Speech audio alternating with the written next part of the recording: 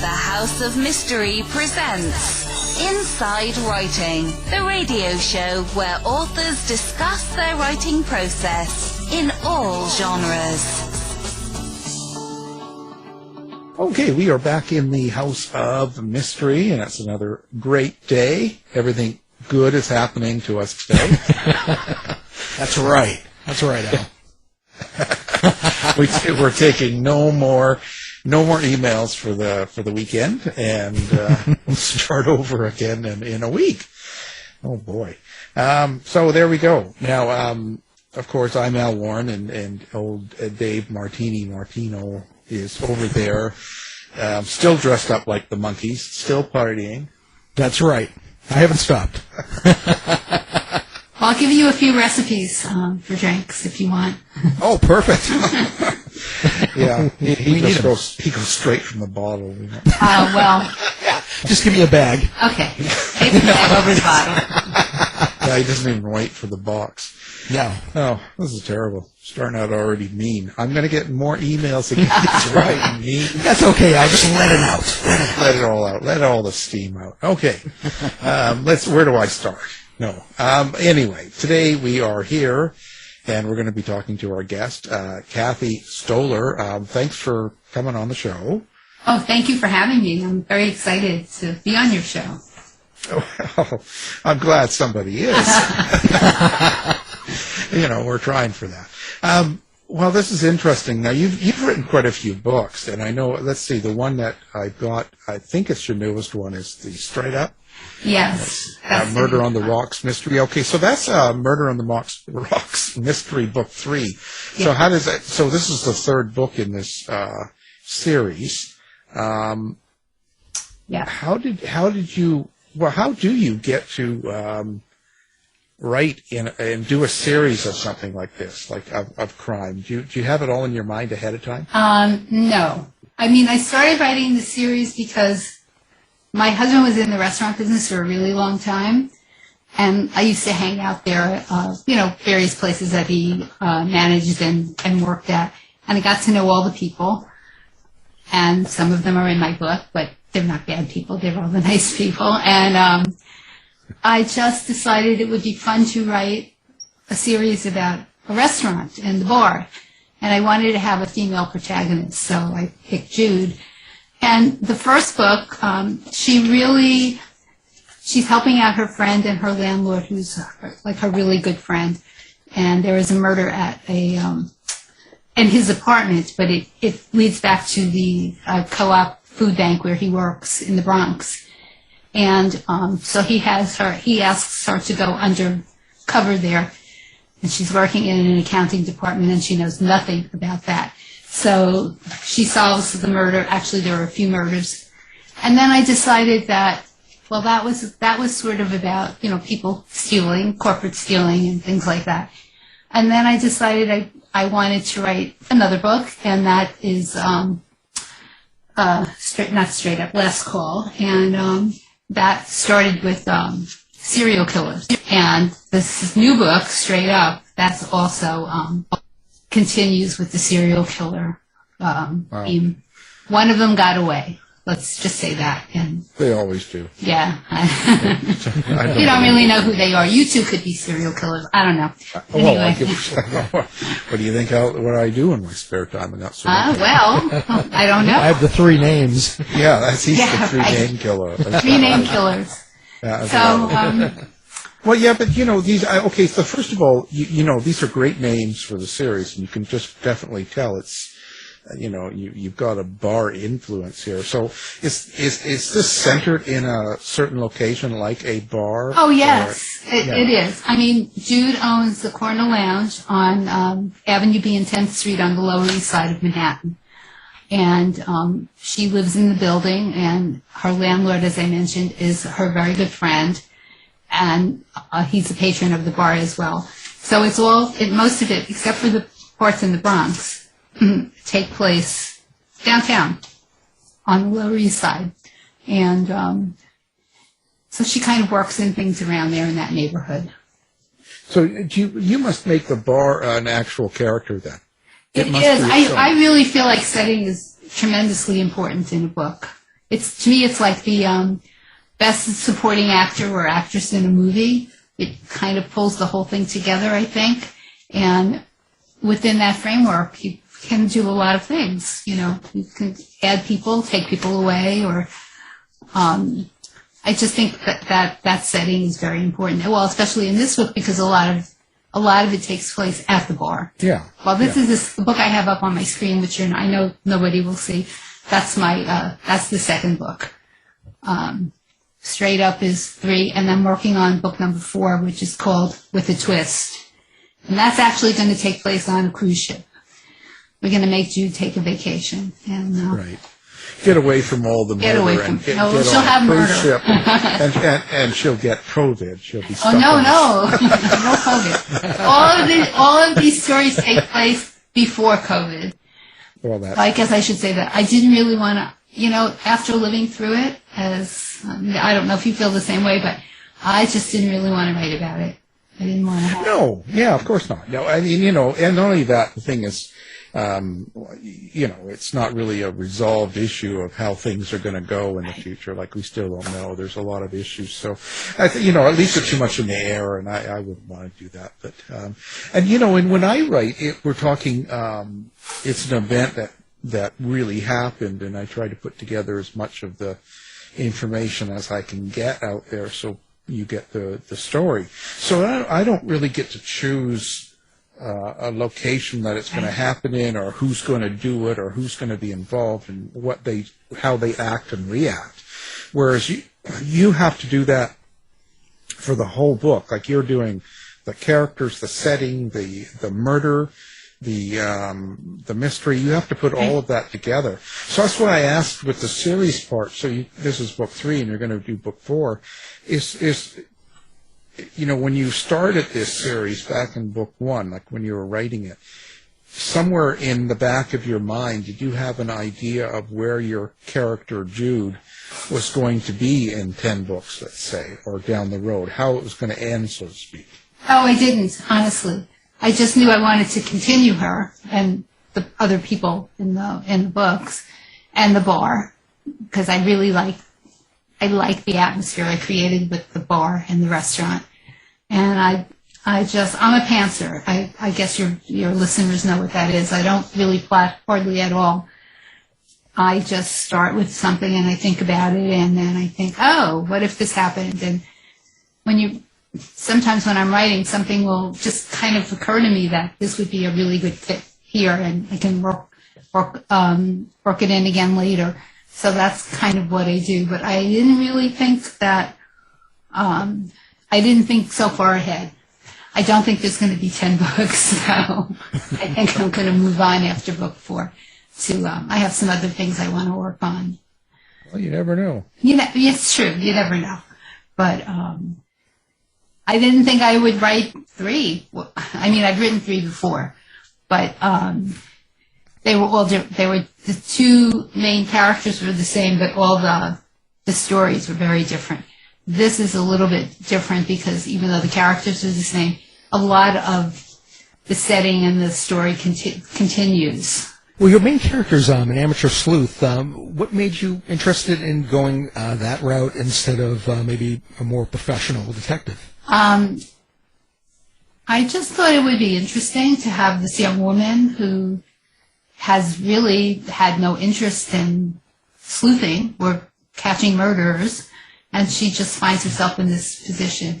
So I think if I was going to write a police detective or real detective, I think it would have to be a little bit more factual in the sense of exactly what they do and how they do it. Jude kind of wings it a little bit, and she does get help from certain people, but I think that would be the big difference. Would you find it, challenging to write about an amateur sleuth, or do you find it more freeing because you don't have to follow those rules? I think it's more freeing, honestly, because if you're going to write a police procedural, you really probably should know exactly how all of those things go in a row. The interviewing and the collecting of the evidence, and Jude doesn't have to do that. I mean, ultimately she finds what she needs, but she doesn't have to do it in a certain order or in a certain way.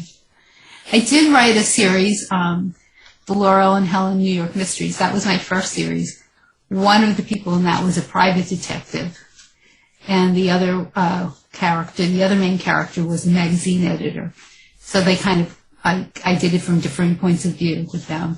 And Helen also, even though she was a private detective, she kind of had, she knew the rules, but it wasn't still cut, set in stone how she had to behave. Now, Jude Dillane, who is Jude, and how did you come up with that character? Is this really kind of you in disguise? Or well, no, my daughter makes it her in disguise, but it's not. She, like me, is a Bronx girl. So the first book, when I had her going back there, although things have changed quite a bit in that borough, there are things that didn't, like where she grew up and the beach and places she knew. So I used that. I used what I knew from there to sort of set the tone for her when she goes back there. But that's as far as our similarities go, really. She's much more, she's a freewheeling, she's very determined. She has had a lot of adversity in her life, which fortunately I did not. Her family is gone, and she's overcoming all of this, and she found herself in a place where she could be with owning the bar. She's a co-owner of this bar. Her partner is the chef. So,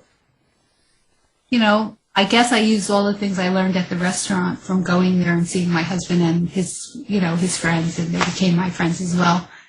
And I just think, it was an interesting place to put her, and she is an interesting character to me, for all her problems that she's overcome. Do you have and now I ask this not to be weird, but I am weird, but the reason I ask is because so many people say this, like when we talk to fiction writers, a lot of them say that they describe their character, like Jude would be like, a sister, a kid, a friend, like they have sort of a relationship, if you will. Are you in that same boat? Do you feel like you... she could be my friend, but I don't see her as a sister, like that, that close. I would be friends with her. I would like to sit at her bar and have a drink with her and talk to her, because she's fun and interesting, and she gets into trouble, which to me is interesting. So, yeah, but I don't feel such a close relationship, like you mentioned, as a sister. Yeah, right. Well, I mean, I guess in a way you could have this character do things that you would maybe like to do or thought about doing but never done. Yes, I would like to solve a real crime.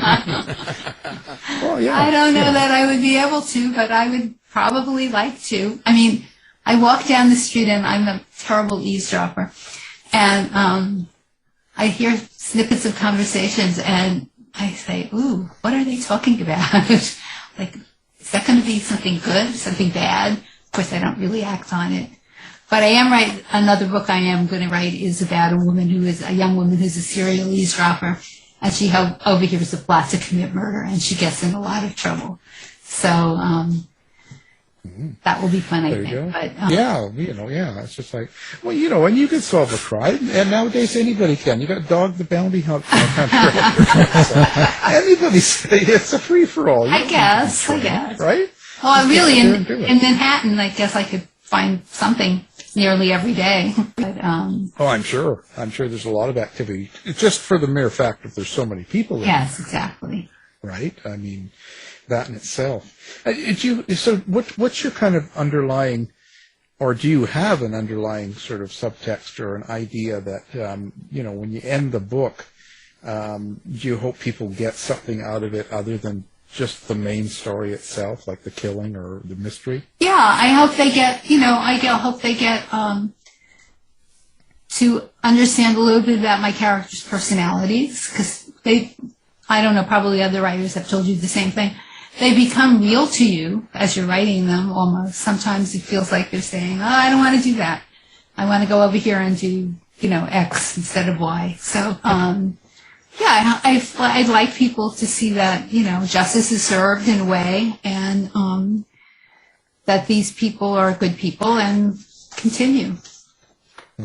So you actually hear voices in your head? I do. And you see pictures and you do all this weird stuff. Yeah, and no pictures. Well, I do see pictures. That's how I really write. I visualize the scene before I write it. I think about where they are, what they're going to do, and then I write it. Yeah. Again, it goes back to setting. I think that's very important to me. Well, then good. So you're not.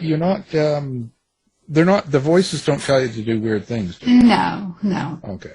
At the end, well, I have to go kind of that way. So, where do you see yourself going with this writing sort of thing? And did you think it would take off, kind of like what it is now for you?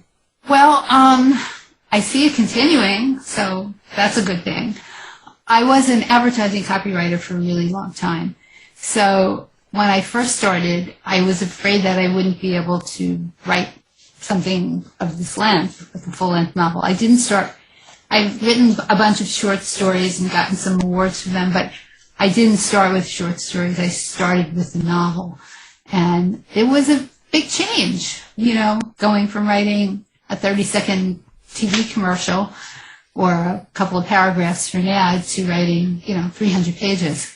So, I wanted to continue. I have ideas that I'd like to pursue, and, as long as the ideas keep coming and I can keep writing, I'm going to be very happy to do that. Maybe Jude will have a fifth book, maybe not, but I think I'm going to definitely take a break after book 4 and write a couple of other things. Well, do you think you brought anything in from your copywriting work as a writer? Do you feel that you become maybe more of an efficient writer from doing that type of work before you became a novelist? Well, when you're writing advertising copy, as you may know, it has to be pretty succinct. You don't have you don't use a lot of words, or you don't have a lot of time. So in that regard, I think about how I'm describing things, and yes, I think that has helped me, really. I try and be economical with descriptions, and dialogue is fun because when you write commercials, you write dialogue often, and so it all kind of blends together a little bit, of your experience to be able to do this. Yeah, you're one of those ones that writes those commercials that drive me nuts. No, I don't get it. I wrote nice commercials. I don't write, I won't say what I don't write. Yeah. I hate. I probably shouldn't say that. You were the good commercial writer. Yes, very good. Well, you center everything around crime. Is that sort of because, you really like to commit crime? Or is that sort of where does that come from? I don't think I've committed any real crimes. When I was a kid, I loved to read mostly spy and espionage and those kinds of novels, John le Carré and all those guys. And I guess I wanted to be a spy. So this is kind of the closest I'm coming to it. I like writing about crime. And I really, as I said maybe at the very beginning, I like writing about things that, using some of the things that have happened in the world or in our lives as part of my story. So, and then, having it resolve. So, even if it doesn't resolve in real life. So you always resolve your book. Do each book, like in a series, so if someone was to pick up one of them, if they picked up book 2, does it stand alone, or do you need to go through 1, 2, and then 3? Well, I would like them to go through 1, 2, and 3. Oh, yeah. but they can't stand alone. Straight Up is a little more connected to Last Call because it's, again, it's about one serial killer is still on the loose. And, but I do go back, not a lot, because you don't want to info dump things, but I go back and I explain a little bit about the previous books, a little bit about Jude's background and the bar and the other crimes, things that she uses a private detective sometimes who's a friend to help her look into things, and she's used her in the past, and I kind of mention things like that so that a reader has some context of who she is and what she, what she's all about. And but they do stand alone. Even my other series, they all stand alone. Well, I see you also write some short fiction. All things considered, do you prefer writing short fiction or novels? What do you think is more interesting for you? I like writing both, to tell you the truth. I mean, I don't write a lot of stories right now because I've been very busy with books, but I have a story that's in Justice for All, Murder New York Style 6, which is our Sisters in Crime chapter anthology. And that was fun. That's about art and a young woman who's going to revenge the death of her mother. And I wrote another one using one of my old characters for I submitted it to the Malice anthology. But I haven't had that much time to write short stories. I know everybody says they go faster. And, it doesn't take a year to write a short story. It takes a couple of weeks, maybe not even that long. But there's been a lot going on, so I've been concentrating on the books. But I really enjoy writing both. When I have a good idea for a story, I think, I'll just get it down. So when you sit down and write, how do you do this? Like, do you plan on, how do I say this? Can you just sit down and go, okay, well, I'm free today between 2 and 4, so you sit down and write? Can you plan your time and just turn it on and write? Or do you have to wait till you're in a certain mood? I don't plan it, really, but I can just sit down and start writing. I'll look at, what I wrote a day or two ahead before, and maybe do a little editing. I like to edit a little bit as I go along. I know it takes longer that way, but you see things, and you might want to change something when you do that instead of waiting until you finish the book. And then I'll just, keep writing, and sometimes I'll be walking around in the city and I'm like, I gotta go home and write this down because it's just things come to you and you want to make sure you don't forget them. So right, yeah, and when you're walking around listening to people. Yes. It's like, oh my God, yeah, get that. How long does it take you to do one of these books? Oh, it takes a long time. It takes about a year, really. During the pandemic, I finished Straight Up, and it took me a long time because it was a little hard to write then, with everything that was going on. My concentration wasn't as good as it usually is, so it took a while. It's going to take me a while to finish with the twist because I started it before Straight Up, when Straight Up went into the publisher, and then there's a lot of changes, and it's coming out next week. So it's been a hectic month or so getting it ready because the book you got was the arc, and it's not perfect. It's got errors in it, so we have to correct all of that. When you write your 2 crime books, how long does it take you? I'm curious. 2 weeks. No, come on. Well, no, you see, it's you lying, Dave. Oh boy. Oh, of course not. No, when you do a nonfiction, it all depends on the amount of information you need and how long it takes you. So if you're doing a crime from the 20s, let's say, you have to go back and you go through the newspapers every single day during that year to try and get every information. Then you go through several papers, and then you might get the court documents, you might get any police records. And it might take you 6 months, it might take it 1 week to get it. Some things are online, some aren't, right? So it's just a matter of time. So I always have 5 or 6 usually going at a time. Oh, really? And I'm submitting for all the things I need, information. And that includes also if it's a current murder or a case, or more current where people are alive, then you reach out to see who will talk and what they, what they'll contribute, or if they want a book. So, and if you see a prisoner in jail, you have to apply to get in and then talk to them and get approval. So there's all these things per case. So you just got a lot of them going at once, and you just throw it all out there, and as it comes to you, you assemble it, and then at the end of it, it's when you sort of put it together. So some things are really quick, and some things take a long time. It sounds like it would take a long time, but it does. That's why you've got to have information, and that's why you have a lot going at once. So that you you can assemble it. Yeah, you're assembling something. You always got something usually going on. It's very seldom I have a week where there's nothing. Okay. Except for in my head, there's always nothing.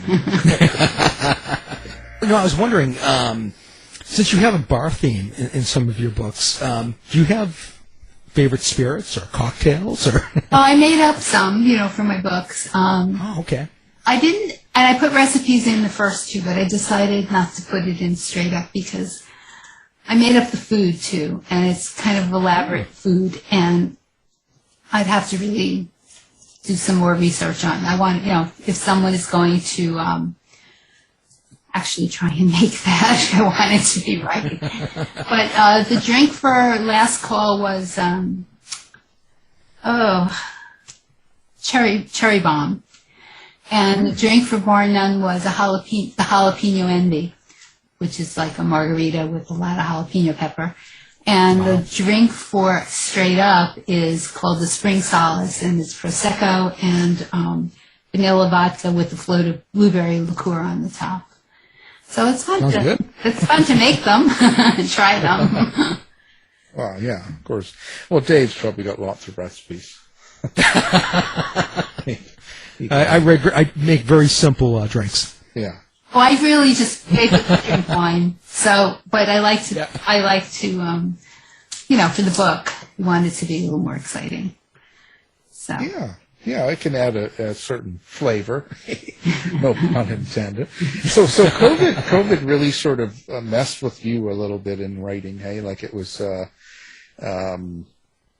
interfering with your concentration. Yes, somewhat. a little. And I did it, obviously. I made myself do it, but, every day I would turn on the TV and watch our then governor marry Andrew Cuomo, and I would be like, oh, when is this going to be over? It was like 150 days, it was good to get information, but it just made it seem even more endless, and to go out. We didn't go out for a long time. Imagine that you guys didn't either. And then, when you went out, you really you put your mask, your gloves, bundled up to and not go near anyone. It's much better now, but everybody's still wearing masks here pretty much. Yeah, it depends on the area and stuff, right? But Dave's always going for those anti-mask rallies. He's causing trouble all the time.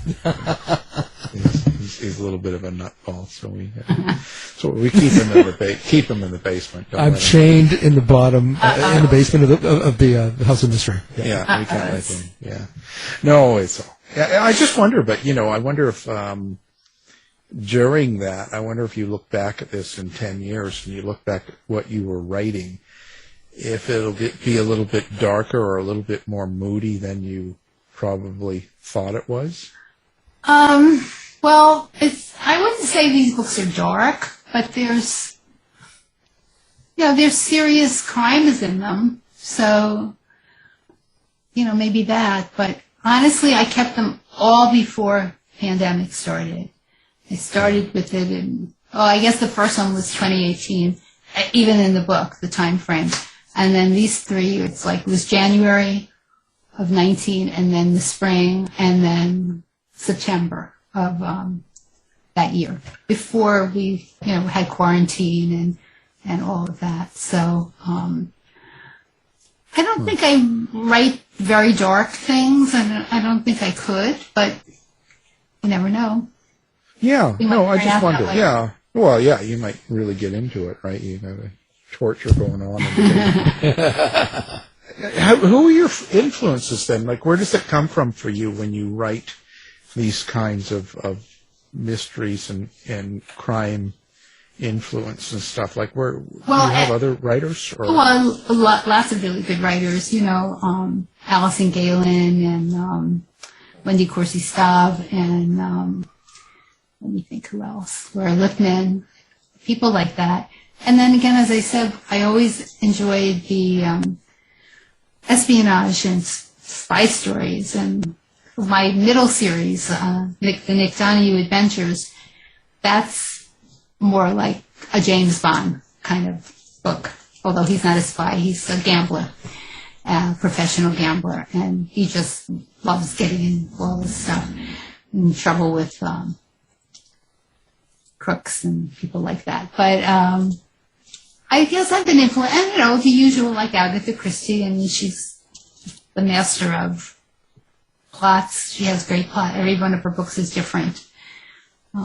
The old I've heard of Sue her. Grafton, I loved her. You heard what? I'm sorry. I've heard of her. You have heard of her. Okay.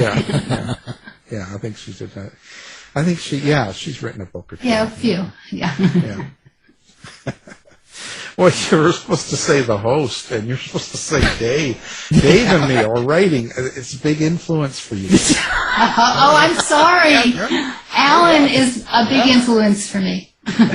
What do I have to do? I have to get your book. I have to get your books now.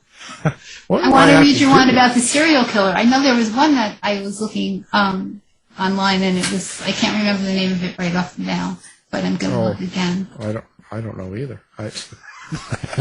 Well, the one that I met was the Murder Time 6. That's got a lot of Okay. people that like that one, it seems like. And I didn't have to pay anybody.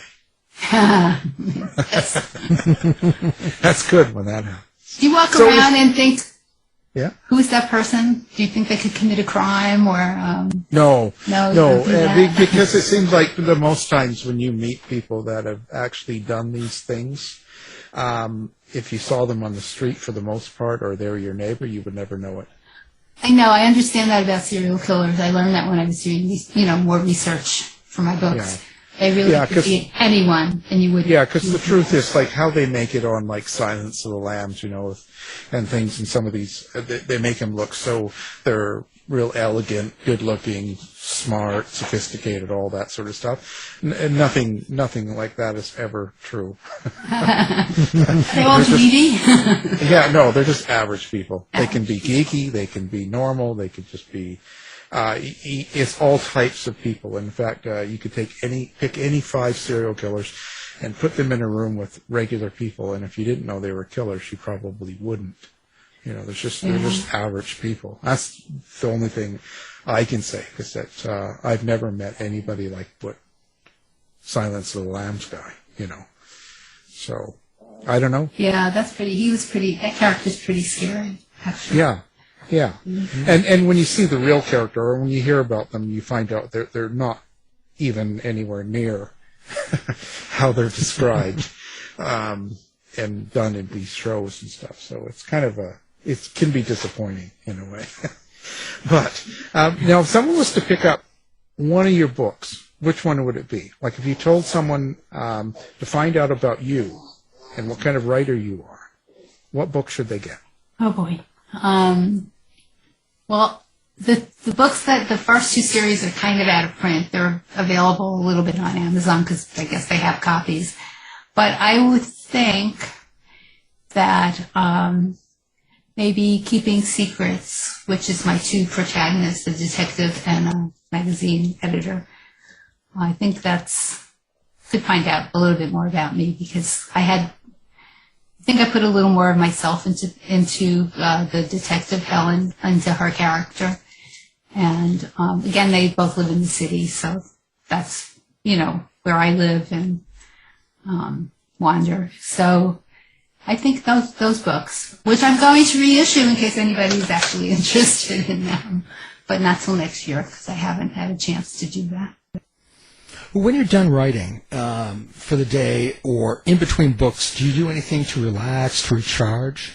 Well, I like to go to the gym, and I like to walk. I live near I live on New York Avenue and 62nd Street, and it's right by the promenade by the river. So I walk there a lot, very often. And, I like to go out. My husband and I like to go out to dinner and, see our friends. Well, now we can see our friends again and go out to dinner again.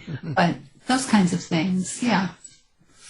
Well, I was also wondering, do you have any favorite bars or taverns that end up in your fiction, fictionalized or other? Well, the bar I really based my bar on, although it doesn't look anything like the Corner Lounge, was Who's on First, which is on First Avenue and 65th Street, where my husband worked and managed for a long time. And that's where I got to know all the bartenders, the cooks, the waitresses and waiters, and a lot of the patrons. We haven't been going to bars that much because of the pandemic. So I can't really say. A couple that I liked closed, and they look like they're going to be reopening some of the places. I mean, I like to go to Maya. They have great margaritas, and that's close to home. We haven't been going too far afield because of everything that was going on. People who live downtown, I know they have plenty of places they love to go. I don't personally know them. There's a real unique thing about the bars or taverns in America. They're not like anything else in any other country. There's a flavor. There's a regular setup, where people are there all the time and stuff. So when you were visiting your husband's places that he was at, I wonder if, did you ever come across, because there's always a few jerks or drunks that are troublemakers at these, they're just there, right? Yeah, it's just, you get alcohol and it's just not going to happen, right? And there's always those regulars that are just always causing trouble. Have you ever taken that from real sort of experiences, like where you see some real, I don't think I put any of that in my books. But I knew a lot of the regulars. Most of them were really nice people. They would come after work. And I have put in my book, they take, like Jude wonders, what if their seat was taken when they walked in? Because they come at the same time, they take the same seat, they order the same drinks. And that was true, at Who's especially. It's just funny that people are creatures of habit, I guess, and that's... Yeah. Well, I'm sure there would be a big fight then, right? Well, maybe they just move over one bar stool. I don't know. But, I mean, there were always troublemakers around, Well, I just want to get to the real goods. Like, if you ever put people in that that you don't like, or you put them in and something bad happens to them in the book. Well, bad things happen, but... yeah, but come on. We won't tell anybody. The people I like, I had a bad experience with one of my first books. I used a friend from Italy's name. I have since changed it. And he has still not spoken to me in over 10 years. He was not happy that I did this. We don't do this in my country, he said. I was like, well, yeah, you do. Not in your country. But right. I made him a nice, was a nice character, wasn't a bad person.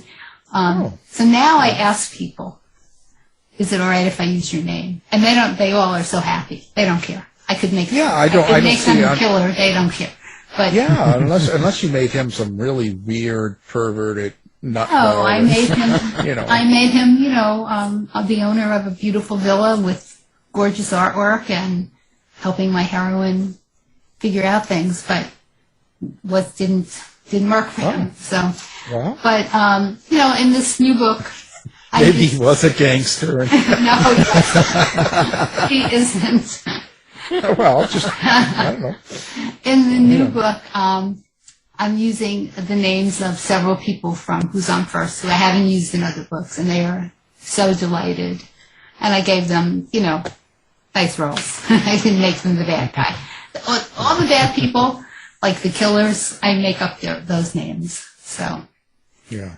Well, if you want, you could always use me as the bad guy. Okay. Please. I'll keep that. Yeah. I can be the real nutball and do whatever. You heard it here. You can just throw me in there, and I do everything that's bad in the place. Also, some people say, it's funny, I can't remember which writer I know who told me this, that she was so afraid that her brother-in-law or her cousin was going to know it was him. Not a clue. Not a clue. Well, there you go. Because some people don't really realize. They don't who realize are. that, you know, Yeah. I guess it was, I don't remember, it wasn't obviously a very nice character, but not a clue that she was writing about him. Well, you know, when I talked to J.D. Souther, who's like a New York Times bestseller, he said that whenever someone's rude to him, he takes that character and kills them off. So Kills them off. yeah, he makes sure they pay. That's a good idea. Yeah, why not? Someone's cuts you off in line, you take that character, and okay, you're gonna be in pain tonight.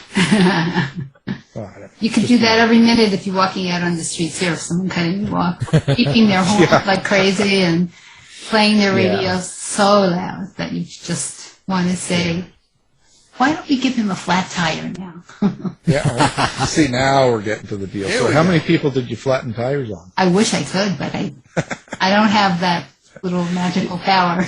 Yeah, no, I know. Me either. So, so how do you want people to find you, get a hold of you? Do you have a website? Do you do social media? What's your sort of thing? I have a website, www.cathystoller.com. I have, I'm on Instagram at Cathi Stoller Author. I'm on Facebook as my, just Cathi Stoller and Cathi Stoller Author for my, professional page. And I'm on Twitter too. So do you like I'm interacting? everywhere. Yeah. Do you like interacting with readers and people that? I do. I don't get to do it that much. People read your posts and they comment and you say, oh, thank you. And, that way. But, and we haven't had very many conferences lately, which is unfortunate. I'm going to one next weekend, Crime Bake. It's very small. I don't know if you ever heard of it. It's in Boston. And it's only going to be a few hundred people. And I'm not on a panel. I mean, they have preset panels. And so it'll just be kind of fun to see everyone. But VoucherCon is usually the big one. And they canceled it this year because it was in New Orleans in August. And it just wasn't really safe to go. So no, you have to be careful, right? You don't want to.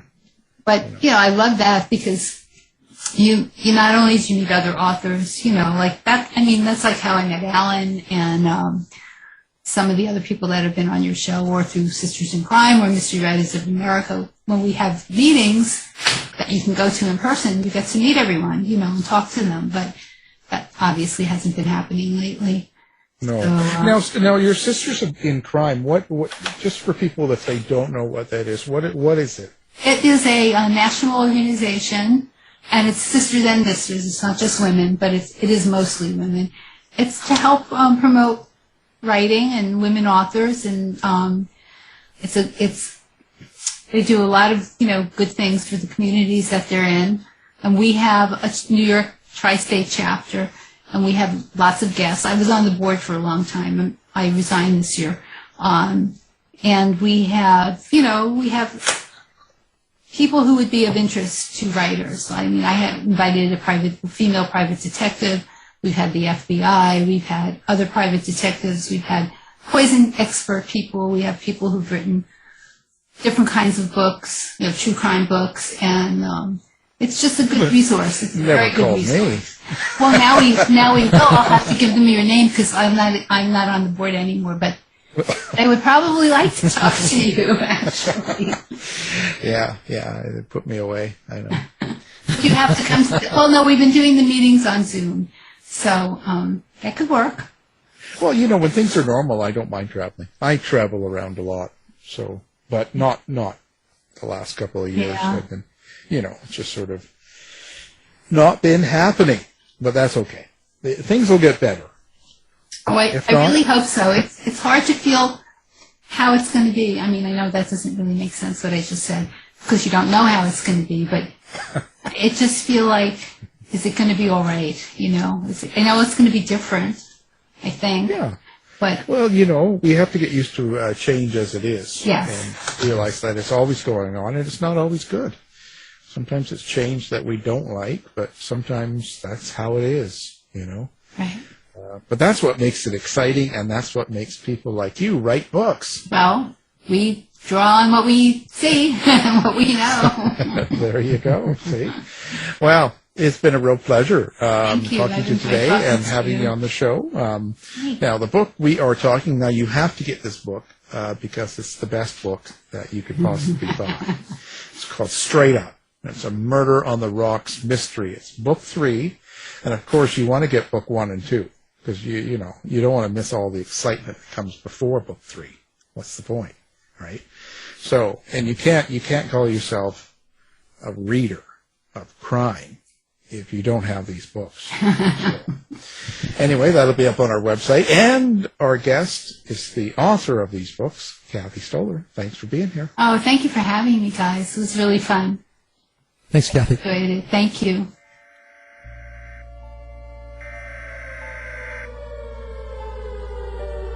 We interrupt our programming.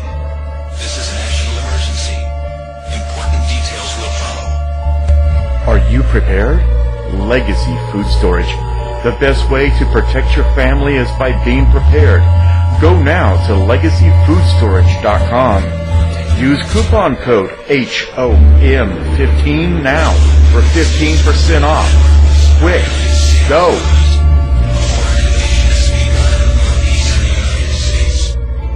Morning face. You get it when you don't sleep well. This is what happened to Linda. Morning, guys. Good morning. Ah! What is that thing? It's me, Linda. Oh my God, it talks! Run! No, it's me, Linda from HR. It looks hungry! Save the children! Save them! Stay back, I've got mace! Ow, that went in my eyes. Quit moving! It's called beauty sleep for a reason. And there's never been a better time to get some. Get 20% off IKEA Sultan mattresses. IKEA, love your home. I was just thinking.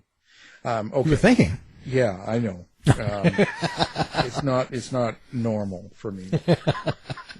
But, actually, I watched a movie on... Okay.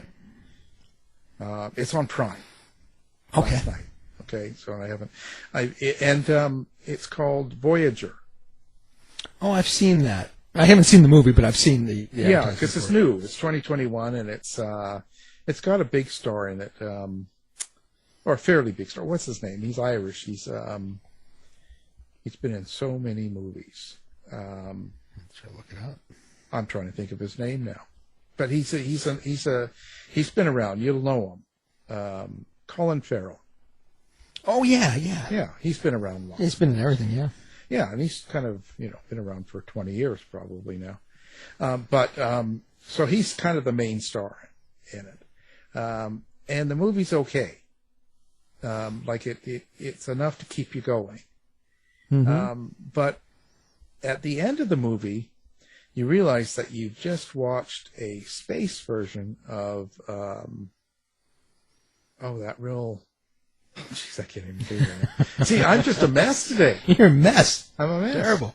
But that Lord of the Flies or whatever that. Oh, okay. Where they're stuck on the island and then you have kind of one not very nice asshole kind of kid and you got another one and they're trying to be who's the leader of it. How they all fight. It's the same sort of thing.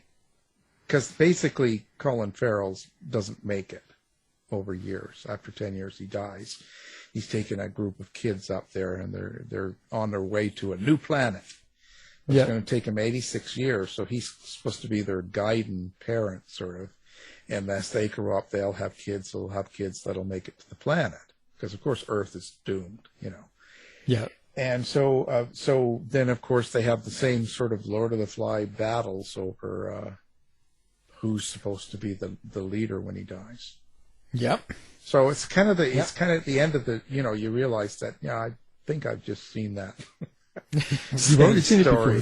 And I've seen it in several others, that's just the most popular one. But I thought it was interesting, but it's a worth seeing movie, but you will be kind of, disappointed in that fact and they kind of modernized it a little bit because they're in the future and they're going to this other planet. So, of course, they made the real not very nice guy, asshole guy, into kind of like a Donald Trump guy. Because he actually killed their leader. Okay. And Colin Farrell. And he made it sound like it was an alien that did it. Okay. Alien killed them because they were outside fixing something out on the outside of the ship. And so then he was telling everybody, well, the alien's really here. We got to fight against them. We got to protect ourselves against them. So he's creating this big fear to get people to follow him. Okay. You know, they same sort of thing. And then meanwhile, their counter person was more of the calm, reserved, no, we don't need to do that. So it's kind of weird. And then eventually they find the film of this asshole guy that killed their old leader, and they saw it in film. And then he made up a story that, he was just because the alien had gotten into their leader, and that's why he killed them, which isn't true. But it's kind of made it like fake news, you know. Even though they're watching something, he's saying it's not true, and then all these people were, yeah, it's not true. It was weird in that way. So, well, there you go. So I say take it or leave it with some interesting points, but you know, this wasn't great. No, yeah, it was okay. It was okay. You don't have to buy it. You don't have to go. I mean, it's free, so you know. Yeah, that's exactly. All that matters. Anyway, well, that's it for today. Time waster. Yeah. So I'm just saying, take it or leave it, and there we go. We're off for another day. Sounds good. To find out more about our show, guests, or to listen to past shows from our archive, please go to www.houseofmysteryradio.com. Show's over for now. Was it as good for you as it was for me? Well, good night. This has been a production of Something Weird Media. I'll be back.